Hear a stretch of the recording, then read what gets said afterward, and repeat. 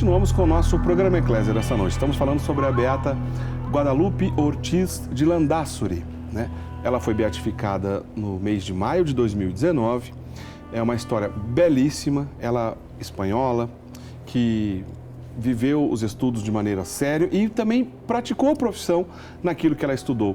Ela trabalhou com química, né? Ela gastou tempo estudando química, conseguiu se graduar muito bem nesses estudos e depois atuou nessa área de trabalho também. Mas isso não a impediu de levar uma vida onde as virtudes heróicas foram preservadas, comprovadas agora pela igreja, pois ela foi beatificada. A beata Guadalupe Ortiz é a primeira leiga que foi beatificada de uma belíssima obra que temos na igreja chamada Opus Dei, que é justamente São José Maria Escrivá que fundou, né, essa obra. Aliás, o próprio José Maria Escrivá conviveu com a beata Guadalupe. Foi uma graça de Deus que a providência permitiu que essas duas pessoas se encontrassem e hoje temos os dois que já foram, então, declarados, um que já foi canonizado e a outra beata. Os dois chegaram à honra dos altares, nós agradecemos a Deus por isso e hoje a gente está aprendendo um pouco mais sobre a vida dela. Nós vimos no bloco anterior que teve um período conturbado na vida da Guadalupe, justamente na Guerra Civil Espanhola, de 36 a 39. O seu pai, inclusive, chegou a ser assassinado nesse período na Guerra Civil Espanhola. Depois ela teve um encontro com Zé Maria Escrivá. Muita coisa aconteceu, a gente está fazendo um resumo, um voo panorâmico na vida dela. Mas o padre Wander tinha dito anteriormente que ela justamente recebeu o nome de Guadalupe, pois ela nasceu no dia de Nossa Senhora de Guadalupe, não foi isso? Sim. Mas ela acabou indo para o México, justamente Sim. onde Nossa Senhora de Guadalupe é padroeira. Eu acho que Nossa Senhora cuidou dela desde o início, nesse sentido. Sim, sim. Não, e ela tinha uma devoção pela Virgem de Guadalupe muito forte, Eric. Mais tarde, ela foi diretora, ela levou a obra para Bilbao. Na Espanha? Na Espanha, na província basca de Vizcaya. Ela voltou a Madrid e começou um outro centro feminino da obra em Madrid, e generosíssima, e foi diretora e totalmente dedicada. E a sua principal biógrafa, deixa eu só fazer um parêntese, Tá.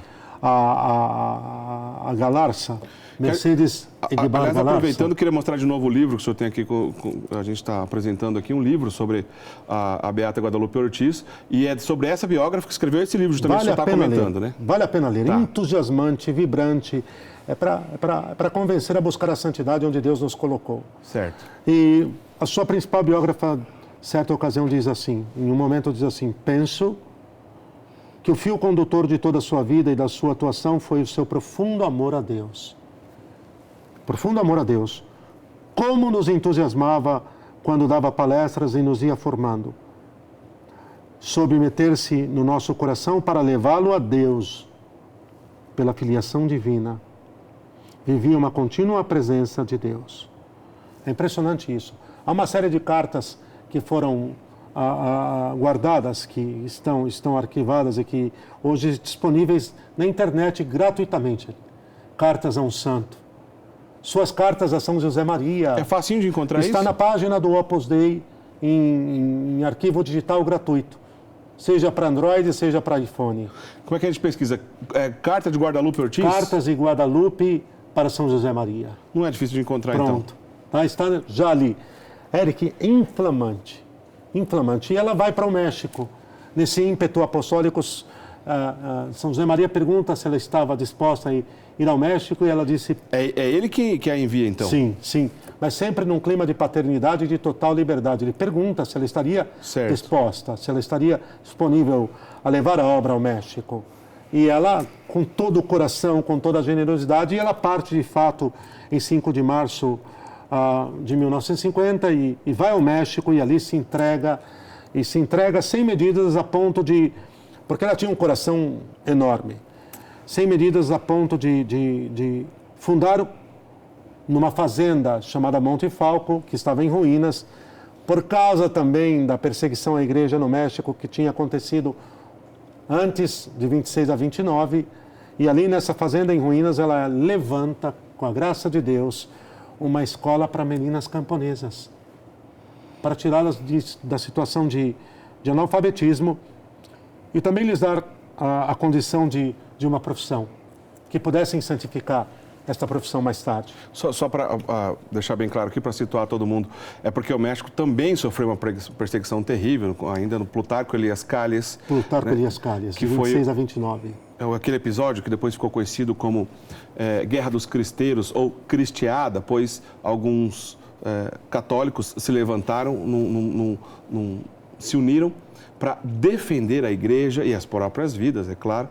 E esse episódio é muito conhecido, por exemplo, foi justamente nesse período que, entre outras belezas, aconteceram o martírio de São José Sánchez del Rio, aquele jovenzinho que deu a vida pela Virgem de Guadalupe, por Cristo Rei. Então, o período no México também foi complicado.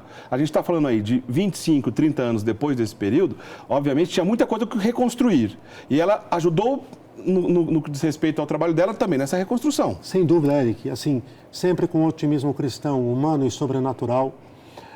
Diante de todas as dificuldades, sempre mantendo-se na presença de Deus, se via que tinha um abandono, uma confiança no Senhor assim, que era uma coisa impressionante. Isso fique muito claro para todos nós.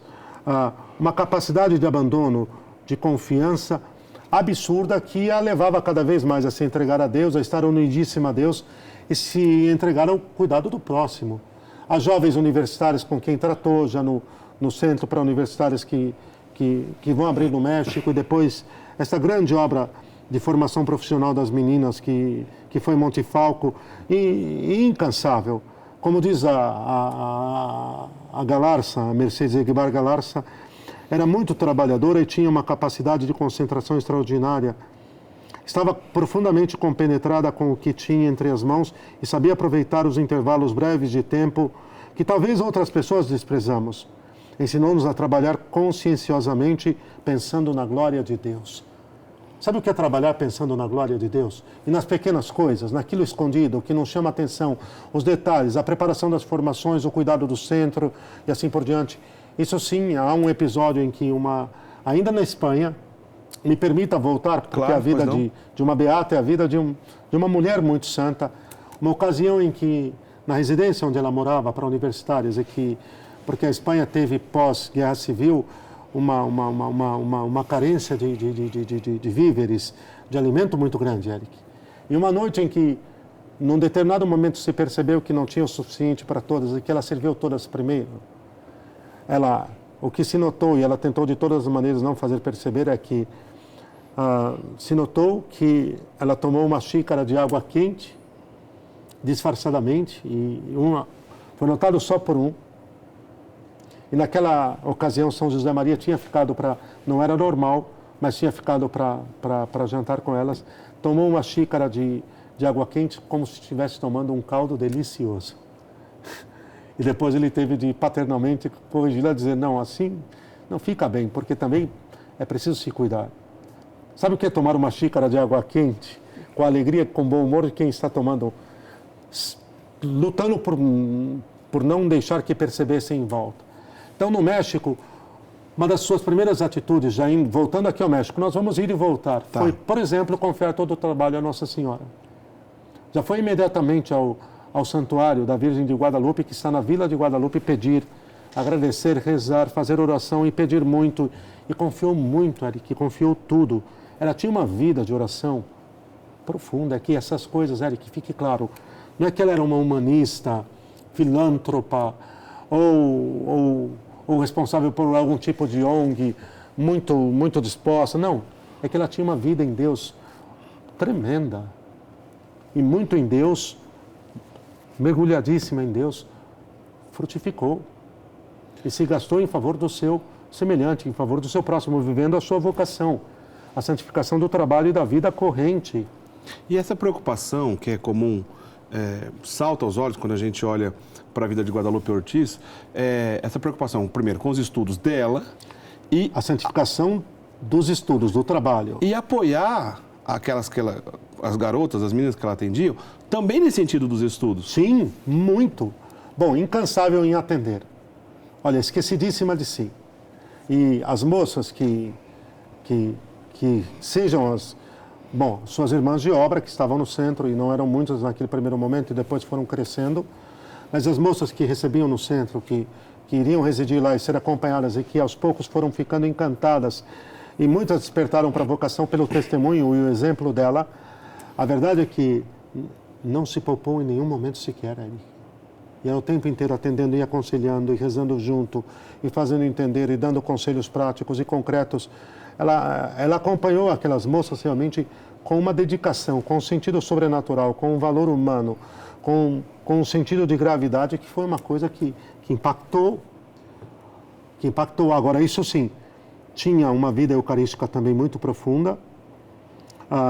Diz a Mercedes Eguibar Galarza que o seu comportamento na capela era uma coisa assim, sem afetações, né? Uma coisa sóbria, mas só de olhar para ela aprendia-se a rezar, e recolhidíssima durante a Santa Missa.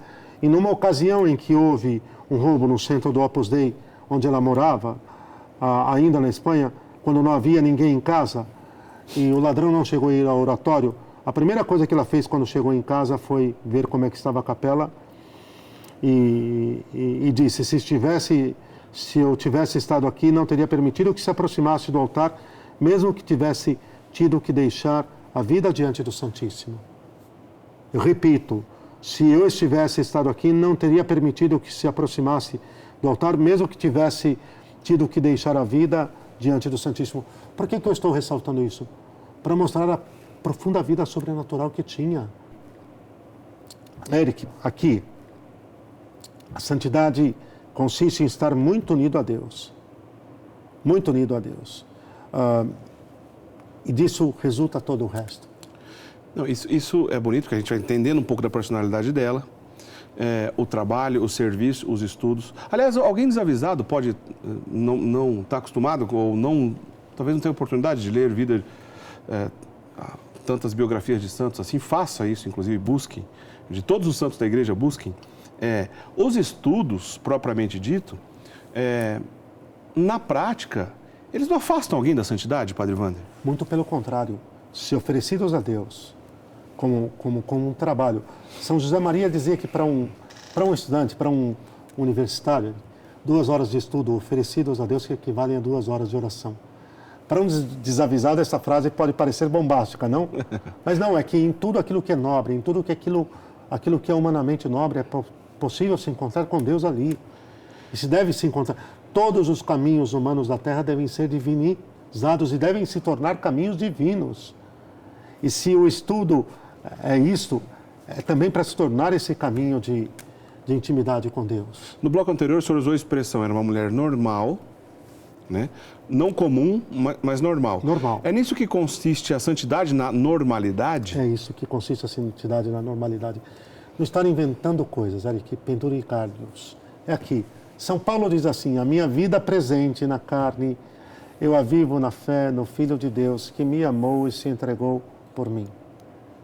A minha vida é isto aqui, a vida corrente, onde eu estou, nos meus afazeres, no concreto, no cotidiano.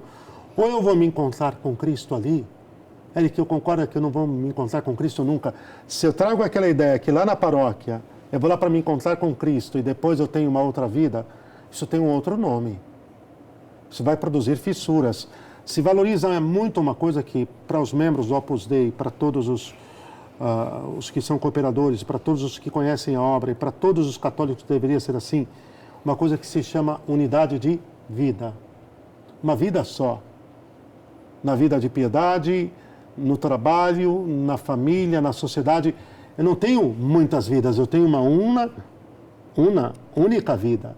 Uma vida só.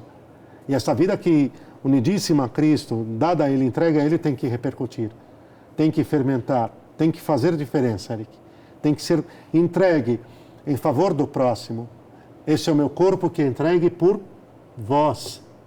A instituição da Santíssima Eucaristia é Nosso Senhor dizendo, isto é o meu corpo que é entregue por vós, quando institui a Santíssima Eucaristia. Uma vida vivida cristamente, ela vai repercutir no concreto, na maneira como eu me dou aos outros. À esposa, ao esposo, aos filhos, aos amigos, à família, a vida em sociedade. Não é possível dizer que eu tenho uma vida cristã sólida e verdadeira se ela não impacta, se ela não tem reflexos vivos vivos, autênticos, no mundo, na realidade onde eu vivo. E isso se viu muito presente na vida da Guadalupe. Incansável, amando, se entregando, servindo, esquecida de si, Eric. E aqui, houve um episódio que ela estava dando formação, estava dando um círculo formativo para moças, e ela foi picada por um bicho, que nunca se soube bem que bicho era esse, Eric. E que transmitia uma espécie de malária. E que ela já tinha uma predisposição para um reumatismo que teve na adolescência, a insuficiência cardíaca, isso se agravou muito. E no próprio momento, isso se vê quem era Guadalupe, o seu coração. No momento em que foi picada, e a picada deve ter sido assim, provocado uma dor enorme, se percebe um pequeno mal-estar no momento, mas ela não deixa isso ser praticamente notado, continua o círculo, termina os seus trabalhos, ainda atende as moças e só depois aceita ir para o médico.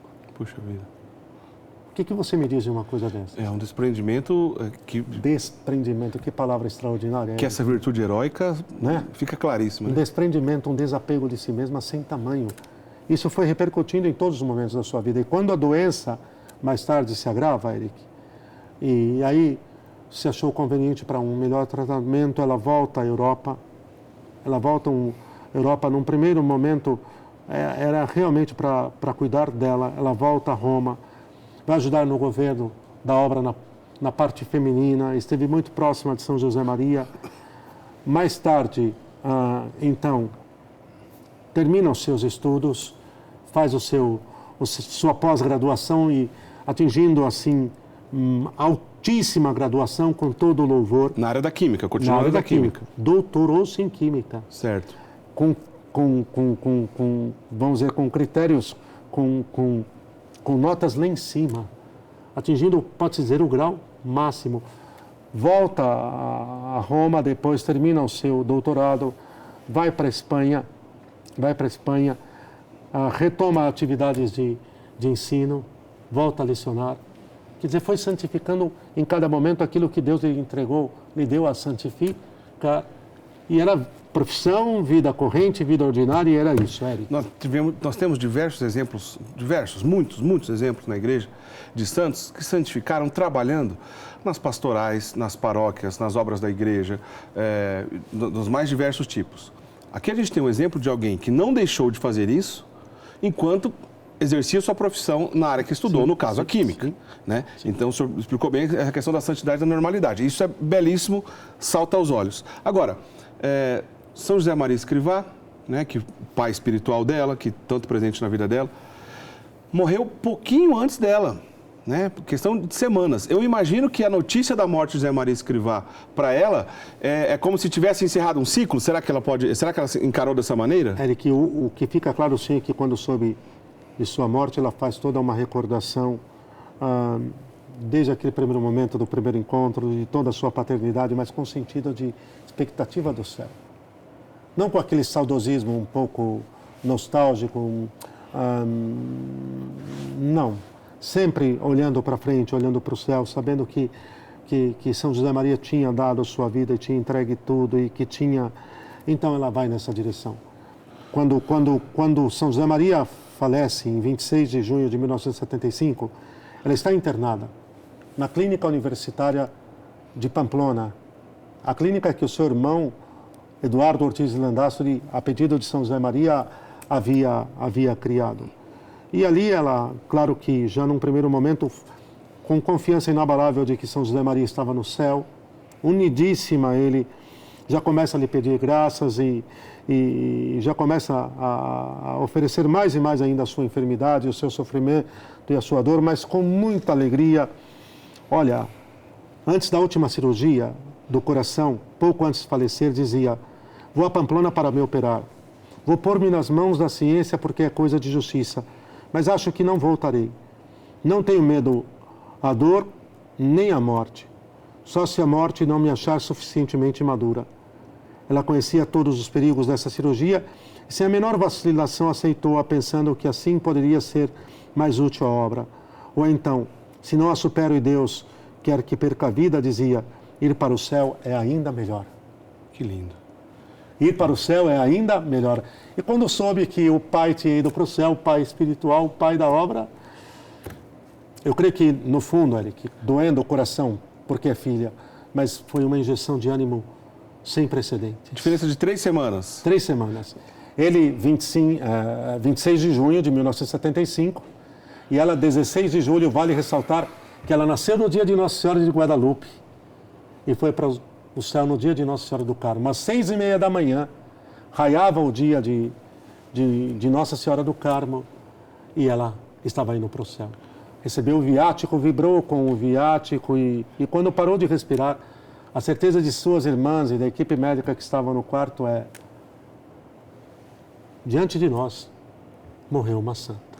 Bom, que bonito, a gente tem muita coisa boa para falar ainda, mas não temos mais tempo, infelizmente. Fizemos aqui um apanhado da vida dessa Beata Guadalupe Ortiz de Landázuri, uma vida linda, maravilhosa. A gente tem apresentado e falado aqui no programa Eclésia de muitos santos que viveram depois do Concílio Vaticano II, viveram e morreram depois do Concílio Vaticano II. Aqui tem mais um exemplo, né? Tanto São José Maria Escrivá, quanto a própria Beata Guadalupe Ortiz, que os dois morreram no ano de 1975, ou seja, no período depois do Concílio Vaticano II. No ano de 2002, né, o Antônio Jesus Sedano Madri, né, que na época tinha 76 anos, sofria de um tumor maligno no olho, né, na pele do olho, e pediu justamente a intercessão dela, né, da Beata Guadalupe Ortiz de Landázuri, ainda não era beata, obviamente, naquela ocasião, em 2002, e chegou, né, diante dos médicos para fazer a cirurgia daquele tumor maligno que ele tinha, não precisou, de maneira miraculosa, sumiu, foi curado, né? E justamente esse milagre que o Antônio Jesus Sedano Madri, no ano de 2002, recebeu, na época ele tinha 76 anos, foi justamente esse milagre que foi apresentado à igreja e a igreja aprovou e por causa desse milagre foi permitida a beatificação, então, de Guadalupe Ortiz de Landázuri no mês de maio de 2019. Padre Wander, a gente tem só um restinho de tempo, mas eu queria que o senhor ressaltasse, porque o Papa Francisco, por ocasião da beatificação dela, mandou uma carta e ele disse coisas belíssimas. Eric, o Papa Francisco, nosso querido Papa Francisco, mandou uma carta ao Monsenhor Fernando Ocares, o atual prelado do Opus Dei. E, interessante, no dia seguinte, no Regina Coeli, na audiência pública, ele fez menção a ela e pediu uma salva de palmas à nova Beata. Beata para o nosso tempo, ele disse. Para o nosso tempo, que santificou a profissão, o ordinário, o cotidiano. E ele diz assim, e guardem isso, a santidade é para todos nós e Deus nos espera. Palavras do Papa Francisco. A santidade pressupõe abrir o coração a Deus e deixar que Ele nos transforme com o seu amor. E também pressupõe sair de si mesmo e ir ao encontro dos outros, lá onde Jesus espera, para lhes levar uma palavra de ânimo, uma mão de apoio, um olhar de ternura e de consolo. Para mim, o Papa sintetizou a vida dela de uma forma fulminante. E bonito que a carta do Papa foi lida justamente na celebração de beatificação da Beata Guadalupe Ortiz Landázuri, que aconteceu em Madrid. E concluo com palavras dele, Guadalupe Ortiz, com a alegria que brotava da sua consciência de filha de Deus, o espírito do Opus Dei, aprendida do próprio São José Maria, pois as suas numerosas qualidades humanas e espirituais ao serviço dos demais. Ponto. Que bonito. Lindo, Eric, que lindo. Lindo, ele entendeu, não? Claro, muito bonito, resumiu de maneira belíssima. A filiação divina que ela aprendeu de São José Maria. E viveu, hein? Uma alegria, obviamente a gente agradece a Deus por essa beata dos nossos tempos. Padre Wander, só dá tempo para o senhor nos encerrar, por favor, nos dando a bênção. Eu quero terminar fazendo a oração a ela. Me permite? Claro. Deus Pai, fazei que por intercessão da bem-aventurada Guadalupe e seguindo o seu exemplo eu saiba realizar o trabalho cotidiano com amor e contagiar a minha fé e alegria a todas as pessoas que me rodeiam, para que muitos mais vos conheçam e vos amem. Dignai-vos outorgar a canonização de Guadalupe e concedei-me, por sua intercessão, o favor que vos peço. Amém. Amém.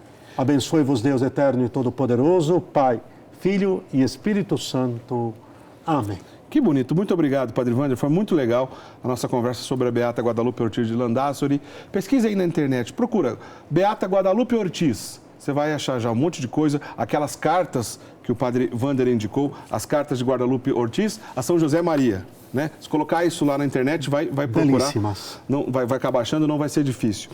É sempre bom quando a gente mostra esses exemplos, e esse é tão recente, tão da nossa geração. Aliás, o senhor disse, em 1928 foi fundado o Opus Dei. Né? Não tem nem 100 anos nem 100 anos ainda. Nós temos um santo, o seu fundador, e 2 beatos. José Maria Escrivá, 2 beatos, né? O seu sucessor, Dom Álvaro Portilho, e agora a primeira leiga, né, do Opus Dei, Guadalupe Ortiz de Landázuri. Pelos frutos a árvore, não?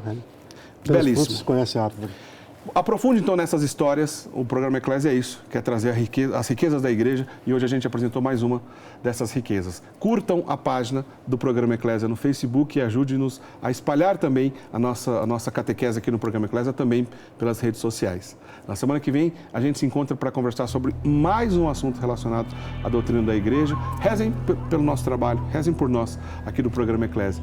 Muitíssimo obrigado a todos vocês, até semana que vem, até lá, tchau, tchau.